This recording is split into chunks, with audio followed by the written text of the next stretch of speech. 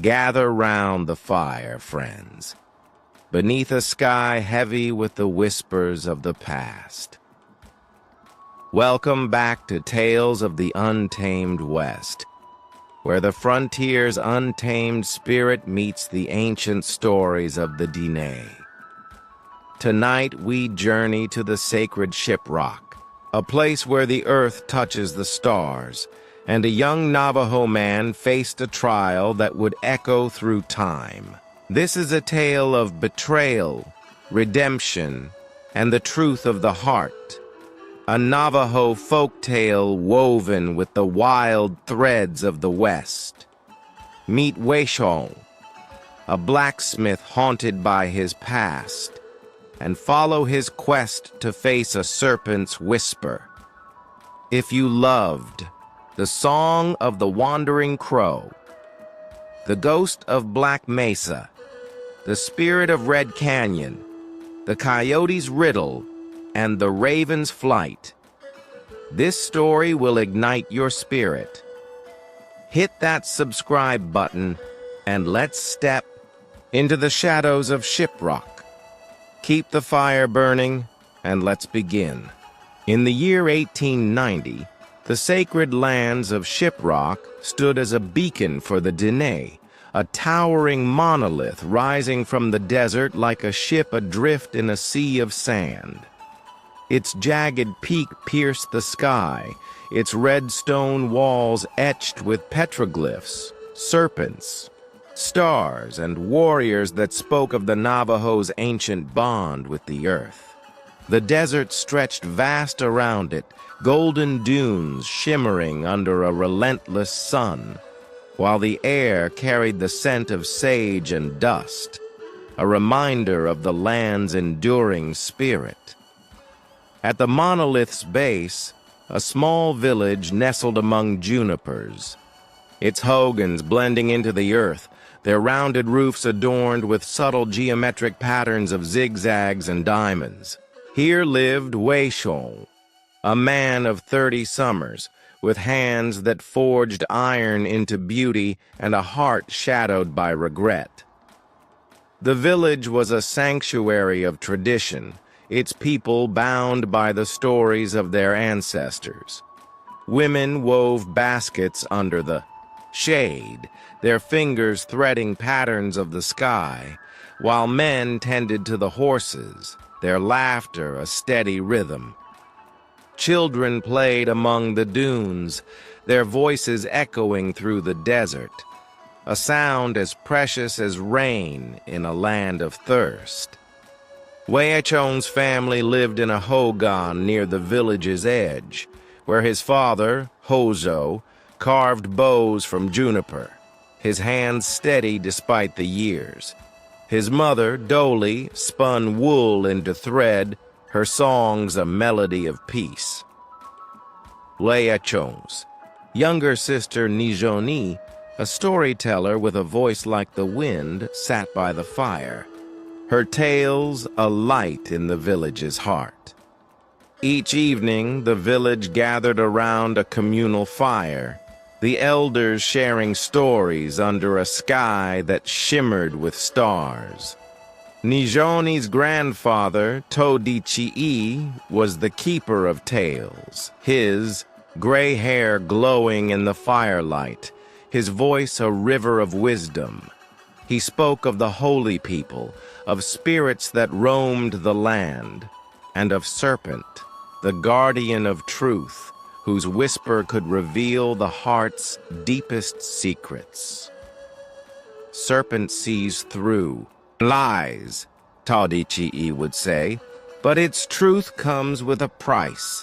Weishong listened, his hands forging a horseshoe, his mind drifting to a past he could not outrun, a past where he had fled during the long walk of 1864, leaving his family to face soldiers alone, a betrayal that scarred his soul. For weeks, a shadow had loomed over the village. A group of Wild West veterans, led by a man named Grayson, had returned to the Navajo lands, their wagons heavy with greed. They sought the legendary Serpent's gold, a treasure hidden near Shiprock, guarded by a spirit of the land. Grayson, a former soldier who had marched the Diné during the long walk, approached Wei-Chon at his forge, his voice smooth with deceit. "We know you, Wei-Chon," he said, his eyes cold. "You fled the walk, left your kin to suffer. Help us find the gold and we'll return what we took, your family's sacred relics." Wei-Chon's heart clenched. The weight of his past, a chain he could not break, and he felt the spirits stir, their whispers a warning he could not ignore. Grayson's words lingered in Wei-Chon's mind, a promise that gnawed at his guilt. At dusk, he stood at the edge of Shiprock, the monolith's shadow stretching long across the dunes, the petroglyphs of serpents glowing faintly under the fading sun. The air was heavy with the scent of dust and sage, the sky a canvas of orange and purple, and Wei-Chon felt the weight of his choice, his hands trembling as he held a forged knife, its blade etched with a serpent, a gift he'd never given his family. He whispered a prayer to the holy people, seeking forgiveness.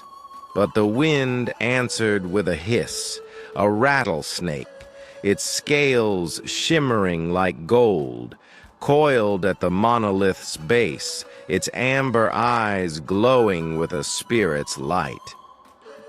This was no ordinary snake. This was Serpent, the guardian of truth, its whisper a voice in Wei-Chon's mind. "You seek redemption, Wei-Chon," Serpent hissed, its voice a slither of truth that pierced his heart. "But your path is stained with betrayal. Find my gold and I'll show you the truth of your soul. Fail, and your people will pay the price." Wei-Chon's breath caught, Tadichi's warnings echoing in his mind. But he saw the faces of his family, the relics lost in the long walk, and knew he had to face his past.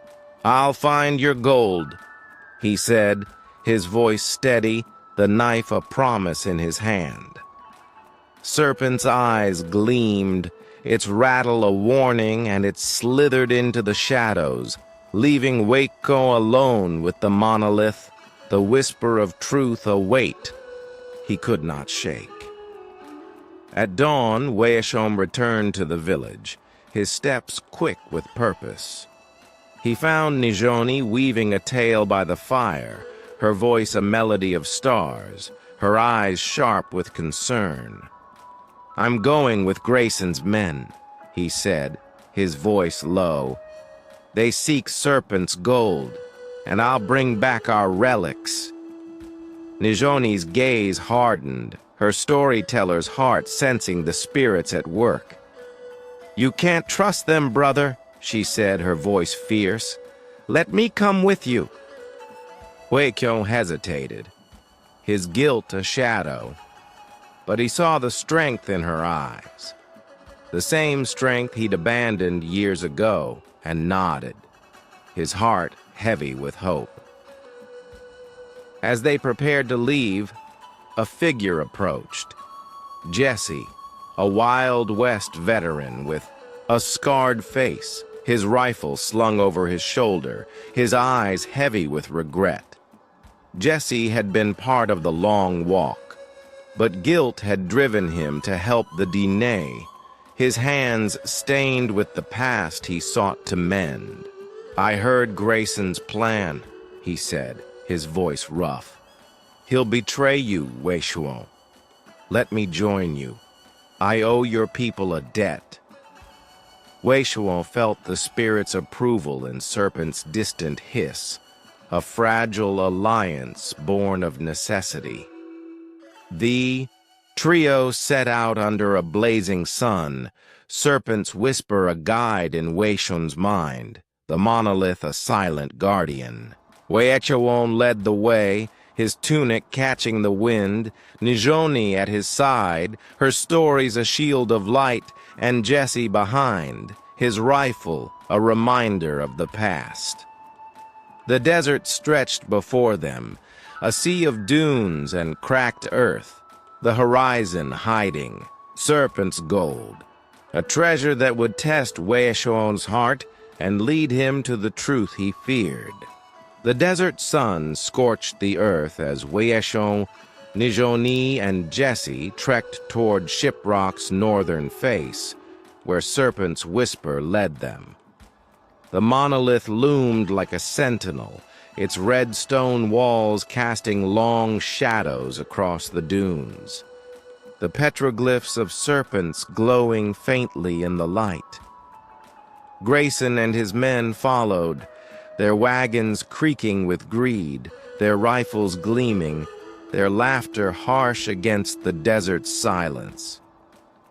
Weechawon's hand rested on his knife, Serpent's whisper a constant hum in his mind, urging him deeper into the sands, where the gold lay hidden, a treasure guarded by the spirit of truth. The group reached a narrow canyon, its walls carved, with petroglyphs, serpents coiled around stars, a map to the gold's resting place. Grayson's eyes gleamed, his voice sharp. "You're close, Weechawon," he said, his rifle a threat. "Find it, or your relics stay lost." Weishon's jaw tightened, his guilt a weight, but Nijoni's hand brushed his, her storyteller's, voice a whisper. "Don't let them blind you, brother," she said, her eyes fierce. Jesse adjusted his rifle, his scarred face grim. "They'll turn on us," he muttered, his veteran's instincts sharp. As they descended into the canyon, Serpent appeared, its rattlesnake form coiled on a ledge, its amber eyes glowing with a spirit's light. "You've come far, Weechawon," it hissed, its voice a slither of truth. "But the gold reveals the heart. Choose wisely." Weechawon felt the whisper pierce his soul, his past a shadow he could not outrun, but he pressed on, the petroglyphs guiding him to a hidden crevice, its entrance sealed with a stone carved with a serpent's head. Grayson's men pried it, open, revealing a chamber glittering with gold. Nuggets and artifacts, relics of the Dene, stolen during the long walk, their surfaces etched with serpents, a treasure guarded by the spirit. Grayson laughed, his greed a fire that burned through reason, and he turned on Weechawon, his rifle aimed at his heart. "You've served your purpose," he sneered, his men surrounding the trio, their rifles flashing in the torchlight. "The gold's ours now." Weishon's heart clenched, his betrayal mirrored in Grayson's eyes, the relics a cruel reminder of his past. Nijoni's voice rose, a storyteller's chant, calling on the spirits for protection, while Jesse fired his rifle, his aim true, giving them a moment to act. The chamber erupted in chaos, bullets ricocheting off the walls, the gold glittering like a curse. Weechawon fought with his knife, his hands a blur while Nijoni's arrows flew, her stories a shield of light. Serpent slithered through the shadows, its rattle a warning, its amber eyes a mirror of Weechawon's soul. "See the truth," it hissed, and Weechawon understood. Grayson's betrayal was his own, a reflection of the long walk, a chance to break the chain of his past. He turned from the gold, his knife a promise, and fought for his sister, for Jesse, for the Dene, the chamber's walls trembling as if Shiprock itself roared, the spirits of the land awakening to the truth. The chamber's echoes faded as Weecho, Nijoni, and Jesse fought their way out, Grayson's men falling to the spirit's wrath. Serpent's rattle echoed through the canyon, its amber eyes a beacon in the chaos. Leading the trio back to Shiprock's base, the monolith's shadow a refuge in the storm. Grayson and his remaining men pursued, their rifles gleaming, their greed a fire that burned through reason. But Weecho felt the truth in Serpent's whisper, his past a shadow he could no longer flee. He turned to face Grayson, his knife a promise, his heart a fire of redemption. "You'll die for this gold, Navajo," Grayson snarled, his rifle aimed at Waco, his men fanning out, their eyes cold with greed. Nijoni stood beside her brother, her storyteller's voice a chant of strength, her arrows a shield of light. Jesse reloaded his rifle, his scarred face a mask of resolve, his veteran's guilt a fire that burned for the Diné. "We end this here," Waco said, his voice ringing through the canyon, the petroglyphs of serpents glowing on Shiprock's walls, the spirits of the land a hum in the earth. The battle was fierce, the air thick with dust and the crack of gunfire. Weecho fought with the strength of the Diné, his knife flashing, his hand steady despite the scars of his past. Nijoni's arrows flew true, her stories a song of courage, while Jesse's rifle barked, his aim a redemption for his own sins. Grayson's men fell, their greed a weight that dragged them down, but Grayson pressed forward, his rifle a promise of death, his eyes a mirror of Weecho's betrayal.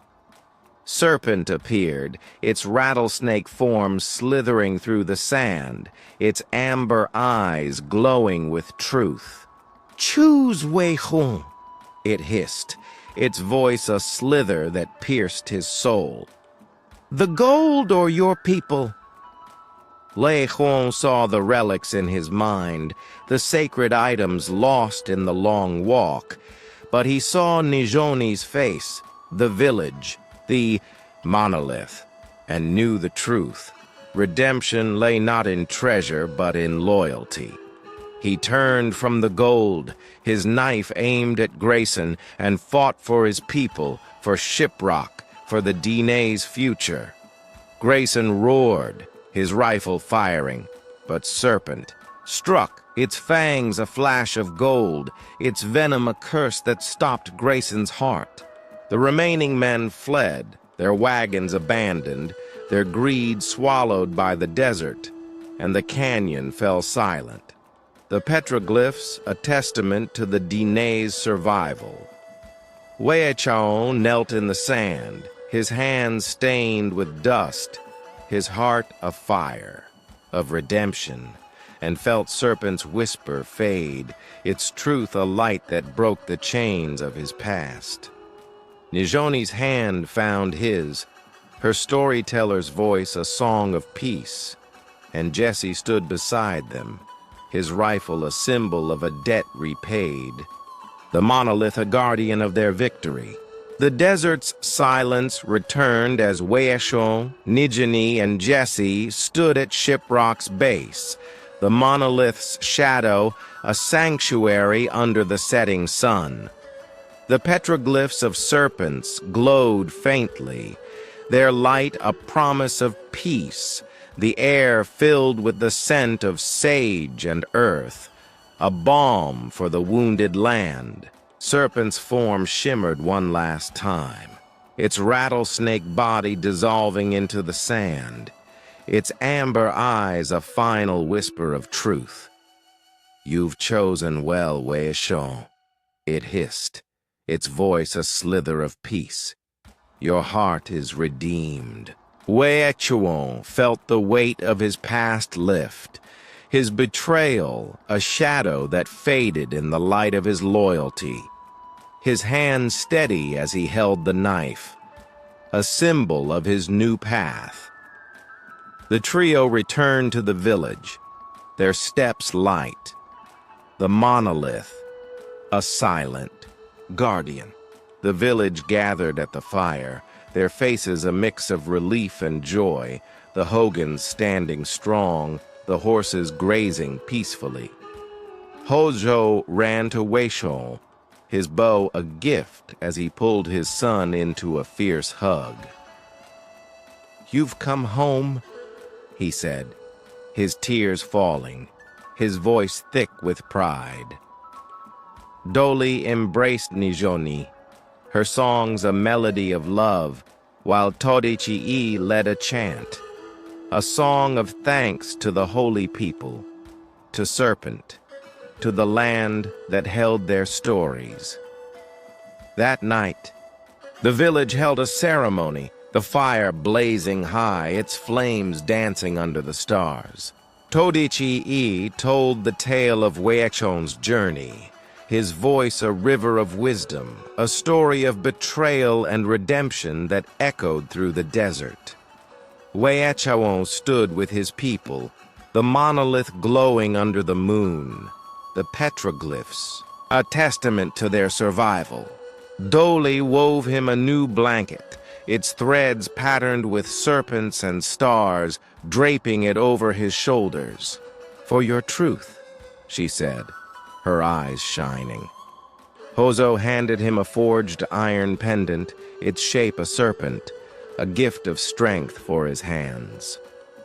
"For your loyalty," he said, his voice steady. Nijoni sat by the fire, her storyteller's voice a song of peace, her tales a light for the village. Jesse stood apart, his rifle laid aside, his scarred face softened by the firelight, his veteran's guilt a shadow that faded in the Diné's warmth. The village danced under the stars, the drums beating a rhythm of renewal, the air filled with laughter and sage. Weeshon looked at Shiprock, its shadow a promise of peace, and felt the spirit's whispers, Serpent's truth a light that guided him home, the Diné stronger than ever, their stories a fire that would never fade. Years later, Weeshon stood at Shiprock's base, his children at his side, their eyes wide with wonder. He held the iron pendant, its serpent pattern worn smooth, and told them the story of Serpent's whisper, of betrayal, redemption, and the truth that saved their people. "The land knows us," he said, pointing to the monolith, "and we must honor its truth." Nijoni joined them, a storyteller revered, her tales a light for the Diné, and Jesse, a friend of the village, stood nearby, his stories of Shiprock now legend in the West. On quiet nights, Weeshon would hear Serpent's whisper, not of temptation but of peace, and look up to see a rattlesnake slithering among the dunes, its amber eyes a twinkle under the moonlight, a guardian of the Diné. And that, friends, is the Serpent's whisper. I hope Weeshon's journey lit a spark in your heart. If it did, leave a comment. Could you resist the Serpent's whisper? Subscribe to Tales of the Untamed West for more Navajo folk tales and Wild West legends, and explore our Untamed Tales playlist. Until next time, keep the fire burning, and may the spirits guide your path.